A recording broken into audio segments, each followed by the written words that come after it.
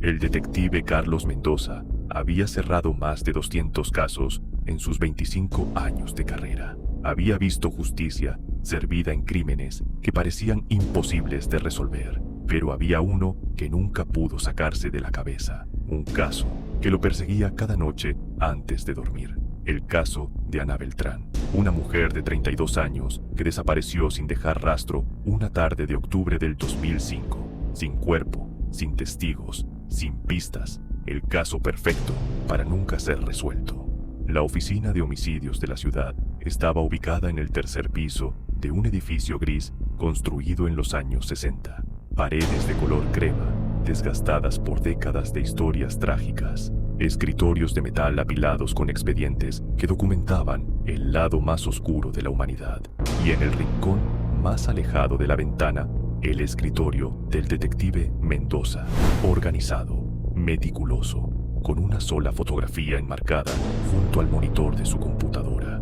Era una foto de Ana Beltrán, tomada 2 semanas antes de su desaparición. Cabello castaño largo hasta los hombros, sonrisa amplia que mostraba confianza y alegría, ojos cafés que miraban directamente a la cámara con la seguridad de alguien que no tenía razón para temer. La última imagen de una mujer que el mundo conocería después solo como un expediente sin cerrar. El reporte inicial de desaparición llegó el 23 de octubre del 2005, presentado por Héctor Beltrán. El esposo de Ana había llegado a casa después de un viaje de negocios de 3 días y encontró la casa vacía, la cama sin hacer, el carro de Ana estacionado en la entrada, su bolsa con documentos y dinero intacta sobre la mesa de la cocina y su celular apagado, como si hubiera salido por un momento a la tienda de la esquina y nunca hubiera regresado. Pero había algo más, algo que activó todas las alarmas en el cerebro analítico del detective Mendoza. La puerta principal no tenía señales de forzamiento. Las ventanas estaban cerradas desde el interior. No había signos de lucha. No había sangre. No había evidencia de que algo malo hubiera ocurrido dentro de esa casa. Era como si Ana Beltrán simplemente hubiera decidido desaparecer de la realidad. Durante los primeros 6 meses, el detective Mendoza trabajó el caso con obsesión profesional. Entrevistó a más de 50 personas, revisó grabaciones de cámaras de seguridad de un radio de 10 cuadras, investigó las finanzas de Ana, buscando señales de planificación para una huida voluntaria, analizó la relación con su esposo, buscando motivos de conflicto, siguió cada pista posible y todas llevaban a callejones sin salida. Héctor Beltrán tenía coartada sólida. Estaba en una conferencia de ventas a 500 kilómetros de distancia cuando Ana desapareció, con registros de hotel, grabaciones de su participación en paneles, testigos que confirmaron su presencia durante esos 3 días. No podía haber estado involucrado físicamente y no había evidencia de que hubiera contratado a alguien más. Los amigos de Ana describían un matrimonio estable, sin peleas significativas, sin infidelidades conocidas, sin problemas financieros graves. Solo una pareja normal navegando la vida como millones de otras parejas. Nada que indicara que Ana tuviera razones para desaparecer voluntariamente. Y nada que sugiriera que alguien quisiera hacerle daño. Lo que sucedería 15 años después no solo resolvería este misterio, sino que revelaría que a veces la verdad está oculta en el lugar más inesperado, esperando el momento exacto para salir a la luz. El caso Ana Beltrán fue oficialmente archivado como desaparición sin resolver en marzo del 2007, 18 meses después del reporte inicial. No por falta de esfuerzo, sino porque simplemente no había más pistas que seguir. El detective Mendoza firmó el reporte final con las manos temblorosas, sabiendo que estaba cerrando un expediente sin respuestas, sin justicia, sin cierre para la familia. Héctor Beltrán se mudó a otra ciudad 6 meses después. Dijo que no podía seguir viviendo en una casa llena de fantasmas. Los padres de Ana organizaron búsquedas independientes durante 3 años más. Contrataron investigadores privados, ofrecieron recompensas, aparecieron en programas de televisión suplicando información. Pero el silencio era absoluto. El detective Mendoza nunca dejó de pensar en el caso, incluso después de archivarlo, incluso después de resolver docenas de otros casos exitosamente. La foto de Ana Beltrán permaneció en su escritorio como recordatorio de que no todos los misterios tienen solución y como motivación para nunca rendirse en los casos actuales. Los años pasaron. El detective Mendoza se convirtió en supervisor de la unidad de homicidios. Entrenó a nuevos detectivos, implementó nuevas tecnologías de investigación, vio cómo la ciencia forense evolucionaba con herramientas que no existían cuando Ana desapareció. Y en algún rincón de su mente siempre se preguntaba si esas nuevas herramientas podrían finalmente revelar qué le había pasado a Ana Beltrán. Si deseas descubrir más casos donde la perseverancia revela verdades ocultas después de años, suscríbete al canal. Cada semana analizamos cómo investigaciones que parecían imposibles finalmente encuentran respuestas. La llamada llegó un martes por la tarde, 15 años, 4 meses y 11 días después de la desaparición de Ana Beltrán. El detective Mendoza estaba revisando reportes de casos activos cuando su teléfono sonó. Número privado, voz masculina distorsionada electrónicamente y un mensaje que haría que todo lo que creía saber sobre el caso colapsara. La voz dijo que sabía qué le había pasado a Ana Beltrán, que había sido testigo de algo que no debía haber visto y que el lugar donde buscar respuestas estaba a menos de 3 kilómetros de su propia casa, en una propiedad que había sido revisada superficialmente en la investigación original, pero nunca excavada completamente. Una cabaña abandonada que pertenecía a un tío lejano de Héctor Beltrán. El detective Mendoza sintió que el aire abandonaba sus pulmones. Durante la investigación original, habían verificado esa propiedad. Habían entrevistado al dueño. Habían revisado el exterior, pero nunca habían conseguido una orden de registro para el interior, porque no había conexión directa con Héctor. El tío había muerto 7 años atrás. La propiedad había quedado abandonada y nadie había pensado en volver a verificarla. La voz en el teléfono dio detalles específicos, coordenadas exactas dentro de la propiedad, profundidad aproximada y una advertencia que lo que encontraría cambiaría todo lo que pensaba sobre quién era realmente Ana Beltrán y por qué había desaparecido. Antes de que el detective Mendoza pudiera hacer más preguntas, la llamada se cortó. Intentó rastrearla. Era un número generado por aplicación de internet, sin registro, sin forma de identificar al llamante.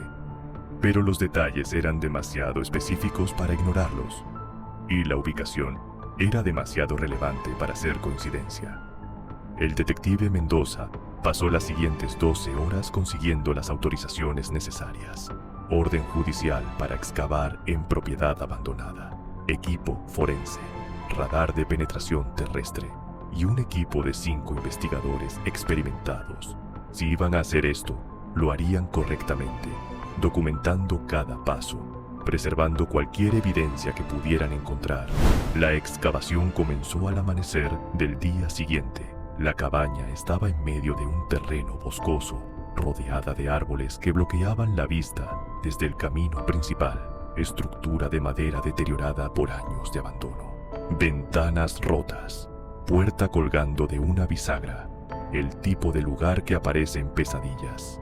El equipo forense usó el radar de penetración terrestre para escanear el área indicada en la llamada anónima y encontraron una anomalía a 2 metros de profundidad, algo que definitivamente no era formación natural del suelo, algo del tamaño y forma de un cuerpo humano. La excavación manual comenzó con precisión milimétrica, documentando cada capa de tierra removida, fotografiando el proceso desde múltiples ángulos, y cuando llegaron a 1,5 metros de profundidad, encontraron la primera evidencia que confirmaría que la llamada anónima estaba diciendo la verdad. Era un pedazo de tela, color azul desgastado, del tipo que se usaba en jeans comerciales de los años 2000, y junto a ella, restos óseos parcialmente preservados por las condiciones del suelo, los restos de alguien que había sido enterrado allí hace más de una década, alguien que, El detective Mendoza sospechaba, era Ana Beltrán. Pero había algo más, algo que nadie esperaba encontrar, y que cambiaría completamente la narrativa de lo que le había pasado a Ana. Junto a los restos había un objeto que no debía estar allí, una pequeña cámara digital, del tipo que se usaba a mediados de los 2000, antes de que los smartphones reemplazaran las cámaras dedicadas. Estaba dentro de una bolsa plástica sellada, protegida de la humedad, como si alguien hubiera querido asegurarse de que sobreviviera. El equipo forense extrajo la cámara con extremo cuidado, la llevaron al laboratorio, y cuando los técnicos lograron acceder a la memoria interna, encontraron 47 fotografías que documentaban algo que nadie había considerado en la investigación original. Las fotos mostraban a Ana Beltrán, pero no como víctima. Las fotos la mostraban tomando imágenes de documentos que claramente eran registros financieros, transacciones, transferencias, números de cuentas y, lo más impactante, las fotos incluían metadatos con fecha y hora. Todas fueron tomadas el 20 de octubre del 2005, 3 días antes de que Ana fuera reportada como desaparecida.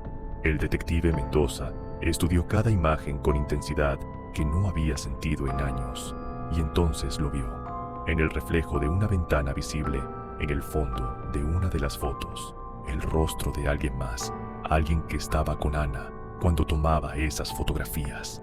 Y ese alguien no era su esposo Héctor, era Roberto Salinas, el socio comercial de Héctor Beltrán, el hombre que había proporcionado coartada complementaria durante la investigación original, el hombre que juró no haber visto a Ana en las semanas previas a su desaparición, el hombre que aparentemente había mentido sobre todo. Dale like si estás siguiendo el razonamiento del detective Mendoza. La forma en que evidencia oculta durante 15 años puede revelar traiciones que nadie imaginó. Los registros financieros en las fotografías contaban una historia devastadora. Héctor Beltrán y Roberto Salinas habían estado operando un esquema de lavado de dinero a través de su empresa de importaciones, moviendo millones de dólares de fuentes ilegales, usando cuentas falsas, documentos alterados. Una operación sofisticada que había funcionado durante al menos 5 años. Y Ana Beltrán había descubierto todo, no por accidente, sino porque había estado investigando deliberadamente. Las fotos mostraban que había accedido a la oficina de Héctor cuando él estaba de viaje. Había fotografiado expedientes completos. Había documentado transacciones específicas. Había recolectado evidencia sistemáticamente, como si planeara entregarla a las autoridades. Pero alguien se había dado cuenta de lo que estaba haciendo y había tomado la decisión de silenciarla antes de que pudiera actuar. El detective Mendoza obtuvo órdenes de arresto para Héctor Beltrán y Roberto Salinas esa misma tarde. Héctor fue localizado en su residencia actual. Vivía bajo el mismo nombre, sin haber huido, como si estuviera completamente seguro de que nunca sería conectado con la desaparición de su esposa. Después de todo, había pasado 15 años. El caso estaba archivado. No había cuerpo, no había evidencia. Hasta ese momento, Roberto Salinas intentó huir cuando los oficiales llegaron a su puerta. Corrió hacia su auto. Intentó acelerar, pero fue detenido a 3 cuadras de su casa. En el asiento trasero de su vehículo, los oficiales encontraron una laptop con archivos encriptados. Archivos que, cuando fueron descifrados, contenían registros actualizados del mismo esquema de lavado de dinero, todavía operando, todavía moviendo millones, como si eliminar a Ana no hubiera resuelto el problema fundamental de su operación criminal. Los interrogatorios iniciales no produjeron confesiones. Tanto Héctor como Roberto negaron cualquier conocimiento de lo que le había pasado a Ana. Dijeron que las fotos debían ser falsificaciones, que alguien estaba tratando de incriminarlos, que habían sido tan víctimas como cualquier otra persona en esta tragedia. Pero el detective Mendoza sabía algo que ellos no sabían. La llamada anónima había proporcionado no solo la ubicación del cuerpo, sino también información sobre dónde buscar más evidencia. y específicamente mencionó que revisaran los registros telefónicos de Roberto Salinas de octubre del 2005, registros que habían sido revisados superficialmente en la investigación original, pero nunca analizados completamente. Cuando los analistas forenses profundizaron en esos registros con las herramientas modernas disponibles, encontraron algo que había sido pasado por alto 15 años atrás. Una llamada de 32 minutos entre Roberto Salinas y un número desconocido, hecha exactamente 4 horas antes de la última vez que alguien reportó haber visto a Ana viva. Los investigadores rastrearon ese número a través de registros históricos de operadores telefónicos y descubrieron que pertenecía a un hombre que había sido arrestado 2 años después por homicidio a sueldo, en un caso completamente diferente. Un hombre que estaba actualmente cumpliendo cadena perpetua. Un hombre que cuando fue confrontado con la evidencia del caso Ana Beltrán, decidió que ya no tenía nada que perder contando la verdad. Su nombre era Miguel Contreras y confesó que Roberto Salinas lo había contratado en octubre del 2005 para eliminar a una mujer que representaba una amenaza para su operación comercial. Le dijo que sería rápido, que no dejaría evidencia, que el cuerpo nunca sería encontrado y le pagó $50,000 en efectivo. Miguel describió cómo había esperado a que Ana saliera de su casa esa tarde, cómo la había seguido cuando caminaba hacia la tienda de la esquina, cómo la había forzado a entrar a su vehículo a punta de pistola y cómo la había llevado a la cabaña abandonada donde Roberto le había dicho que podía trabajar sin ser molestado. Ana había suplicado por su vida, había intentado negociar, había ofrecido destruir todas las pruebas que había recolectado, pero Miguel tenía órdenes claras y no había espacio para negociación. La confesión de Miguel incluía detalles que solo alguien que estuvo allí podría saber, detalles que coincidían perfectamente con la evidencia forense encontrada en la excavación. Pero la pregunta que nadie podía responder todavía era ¿quién había hecho la llamada anónima 15 años después? ¿Quién sabía exactamente dónde buscar? ¿Y por qué había esperado tanto tiempo para revelar la verdad? El detective Mendoza enfrentó a Héctor Beltrán en la sala de interrogatorios con toda la evidencia acumulada, las fotografías, los registros financieros, la confesión de Miguel Contreras y el testimonio de Roberto Salinas, que finalmente había colapsado bajo el peso de la evidencia y había admitido su participación en ordenar el asesinato. Héctor seguía negando cualquier conocimiento. Decía que Roberto había actuado solo, que él no sabía que Ana había descubierto las operaciones ilegales, que no tenía idea de que su socio había ordenado eliminarla, que era tan víctima como ella. Pero el detective Mendoza había aprendido algo en 25 años de investigaciones. Las personas que mienten bajo presión cometen errores pequeños, contradicciones sutiles, y Héctor acababa de cometer uno. En su declaración inicial 15 años atrás, Héctor había dicho que llegó a casa y encontró todo normal, excepto que Ana no estaba. Pero en este interrogatorio acababa de mencionar que cuando llegó notó que algunos archivos en su oficina en casa habían sido movidos. Un detalle que nunca había mencionado antes. Un detalle que solo importaría si supiera que Ana había estado buscando algo específico. El detective Mendoza presionó ese punto. ¿Por qué Héctor había notado archivos movidos si no sabía que Ana estaba investigando algo? ¿Por qué ese detalle solo emergía ahora después de que la evidencia fotográfica mostraba que Ana había estado documentando documentos financieros? Y entonces, Héctor cometió el error final. Intentó explicar que había notado los archivos movidos, pero no le dio importancia en ese momento, que solo lo recordaba ahora porque las fotos se lo habían recordado. Pero al hacerlo, confirmó que sabía exactamente qué estaba buscando Ana, y si sabía qué estaba buscando, entonces sabía que representaba una amenaza. La fachada se derrumbó. Héctor admitió que había descubierto que Ana estaba recolectando evidencia, que confrontó a Roberto, que Roberto dijo que se encargaría del problema, pero juró que pensó que Roberto solo iba a asustarla, que nunca imaginó que ordenaría matarla que cuando se enteró de lo que había pasado, ya era demasiado tarde para hacer algo sin incriminarse él mismo. Así que Héctor Beltrán había vivido 15 años sabiendo que su esposa había sido asesinada por su socio comercial. Había continuado la operación de lavado de dinero. Había seguido con su vida. Había dormido cada noche en camas pagadas con dinero manchado de sangre. Y había mantenido el silencio perfecto, esperando que el caso nunca fuera resuelto. El juicio de Héctor Beltrán, Roberto Salinas y Miguel Contreras tomó 8 meses. La evidencia era abrumadora. Las fotografías recuperadas de la cámara enterrada, la confesión de Miguel, los registros financieros que documentaban el esquema de lavado de dinero, los análisis forenses que confirmaban que los restos encontrados pertenecían a Ana Beltrán, y los testimonios de expertos que reconstruyeron la cronología completa de lo que había pasado esa tarde de octubre del 2005. Héctor Beltrán fue sentenciado a cadena perpetua sin posibilidad de libertad condicional. Roberto Salinas recibió la misma sentencia. Miguel Contreras, que ya estaba cumpliendo cadena perpetua por otro homicidio, tuvo una sentencia adicional agregada a su condena. Los 3 pasarían el resto de sus vidas en prisión.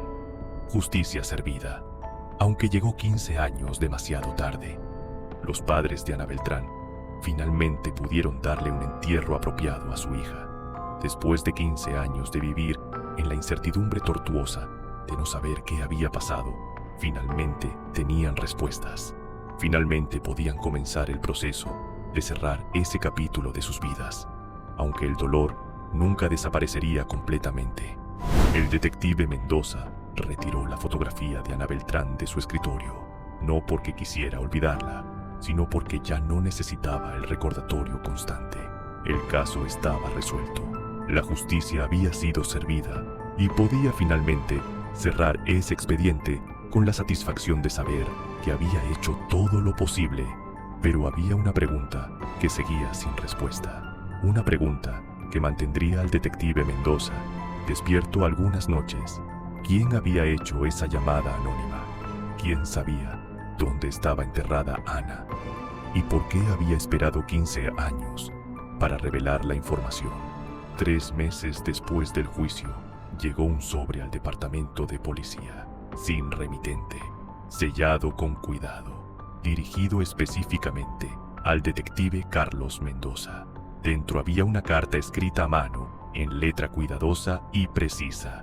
La carta explicaba que el autor había sido empleado de la empresa de Héctor y Roberto durante años, que había sospechado de las operaciones ilegales, pero había tenido miedo de denunciar, que cuando Ana desapareció, había sospechado lo que realmente había pasado, pero no había tenido pruebas, y que había pasado los siguientes 15 años viviendo con la culpa de no haber hablado. Años después, el autor había enfermado gravemente, cáncer terminal. Los doctores le daban 6 meses de vida, y decidió que no podía morir llevándose ese secreto. Había investigado por su cuenta. Había seguido pistas que la policía no tenía recursos para seguir en 2005, y había descubierto lo suficiente para saber dónde buscar. La carta terminaba diciendo que el autor había muerto 2 semanas después de hacer la llamada anónima, que había dejado instrucciones para que esa carta fuera enviada solo después de que el juicio hubiera concluido, y que esperaba que su acción final pudiera de alguna manera compensar los 15 años de silencio. El detective Mendoza leyó la carta 3 veces. Sintió una mezcla de gratitud y frustración. Gratitud porque sin esa llamada, el caso nunca se habría resuelto. Frustración porque 15 años de sufrimiento familiar podrían haberse evitado si esa persona hubiera hablado antes. Pero también entendió algo, que a veces el miedo paraliza a las personas, que a veces la culpa tarda años en transformarse en coraje, y que lo importante no era cuánto tiempo había tomado, sino que finalmente alguien había hecho lo correcto. Suscríbete para conocer más casos donde la verdad finalmente emerge después de años de silencio, porque la justicia puede tardar, pero cuando llega, transforma todo. Esta historia nos recuerda que ningún crimen queda verdaderamente sin resolver, solo esperando el momento correcto, la pieza de evidencia correcta, la persona correcta, con el coraje de hablar. Ana Beltrán pasó 15 años en una tumba anónima, pero su historia finalmente fue contada.